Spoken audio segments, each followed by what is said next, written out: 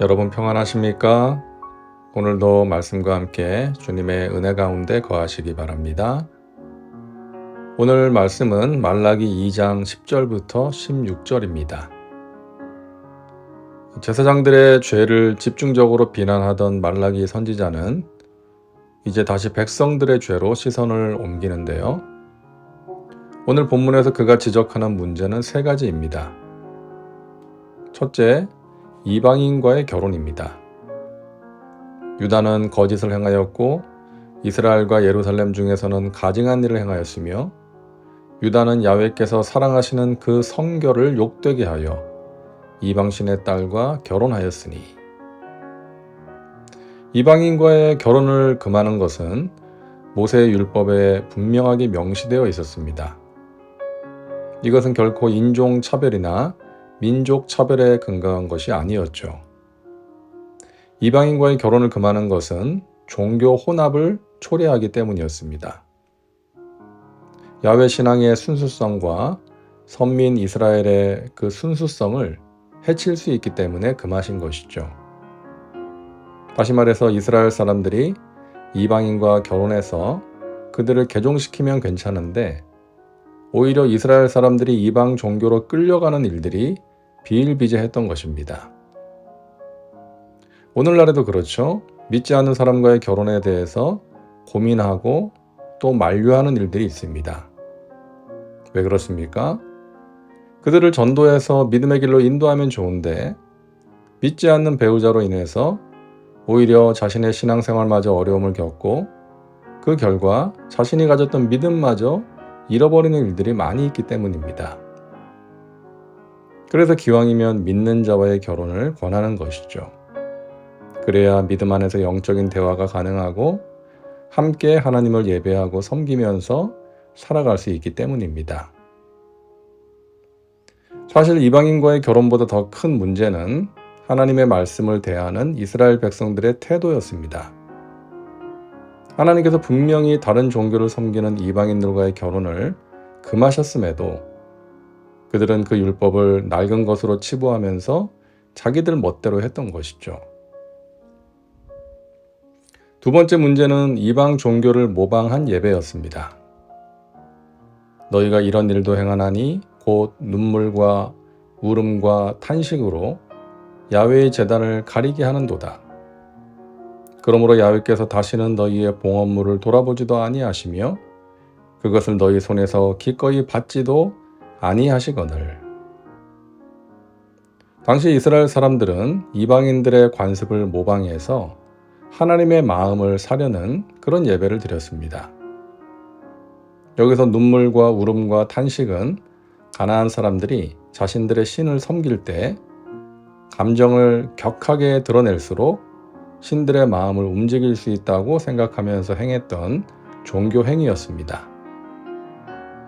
자신의 죄를 깨닫고 회개하면서 눈물을 흘리고 탄식한 것이 아니라 신의 마음을 움직이기 위해서 만들어낸 감정 표현이었던 것이죠. 감정을 조작했던 것입니다.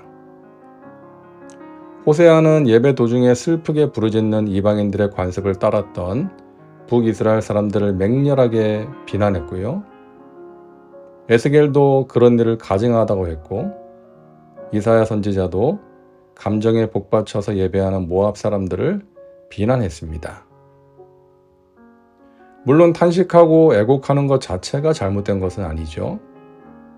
우리는 예배를 드리다가 찬양을 부르고 기도를 하다가 눈물을 흘릴 수 있고 탄식하며 부르짖을 수 있습니다.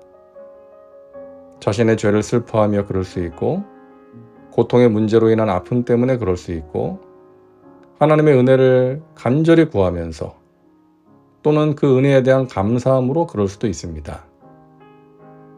그러나 그런 감정 표현으로 하나님을 움직일 수 있다고 생각하는 것은 잘못된 것이죠. 그렇게 만들어낸 감정 표현을 하나님께서 모르실 리가 없는 것입니다. 그래서 어떤 감정에 치우친 예배, 그리고 예배하는 사람들을 울리거나 웃기려고 노력하는 것, 그러기 위해서 가짜 눈물, 조작된 눈물을 흘리는 것은 하나님께서 당연히 받으시지 않는 것입니다. 하나님은 진실된 마음과 상한 심령으로 드리는 예배를 기쁘게 받으십니다. 자, 오늘 본문에서 선지자가 지적하는 이스라엘 백성들의 세 번째 문제는 혐오스러운 이혼입니다. 너희는 이르기를 어찌 됨이니까 하는도다. 이는 너와 내가 어려서 맞이한 아내 사이에 야훼께서 증인이 되시기 때문이라. 그는 내 짝이요 너와 서약한 아내로되 내가 그에게 거짓을 행하였도다. 여기서 말라기 선지자가 지적하는 것은 별다른 이유 없이 단순히 아내가 싫어져서 이혼하는 행위입니다.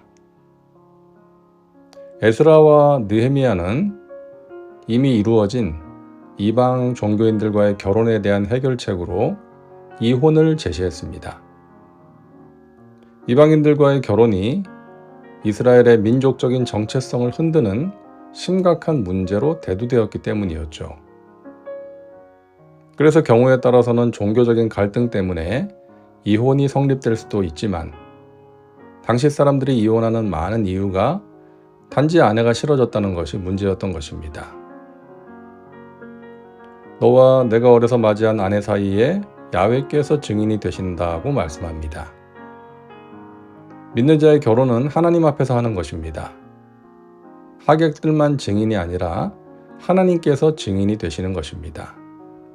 그러므로 결혼은 신성한 것이고 하나님 안에서 지켜나가야 할 중요한 관계인 것입니다. 물론 오늘날과 같은 세상에서 이혼을 무조건 금할 수는 없을 것입니다. 도저히 부부관계를 지속할 수 없는 다양한 이유로 인해서 많은 사람들이 이혼을 합니다. 그러나 우리가 근본적으로 가지고 있어야 하는 생각과 자세는 이혼이라는 것이 단지 배우자가 싫어지고 나와 맞지 않아서 쉽게 이루어지는 것이 되어서는 안 된다는 것입니다. 그러므로 내 심령을 삼가 지켜 어려서 맞이한 아내에게 거짓을 행하지 말지니라고 말씀합니다. 아내를 배신하지 말라는 것이죠.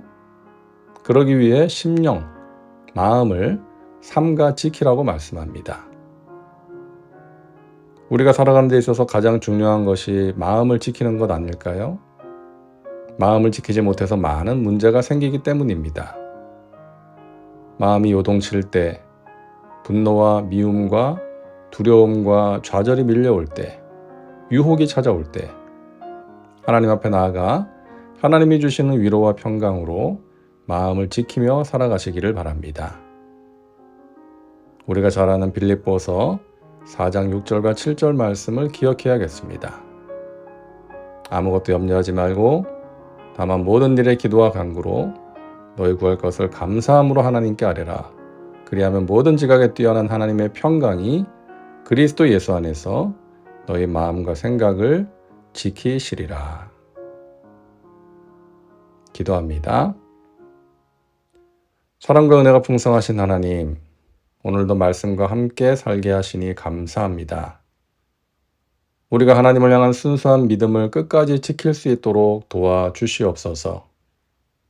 우리의 예배가 진실함과 상한 심령으로 드리는 예배 되게 하옵소서.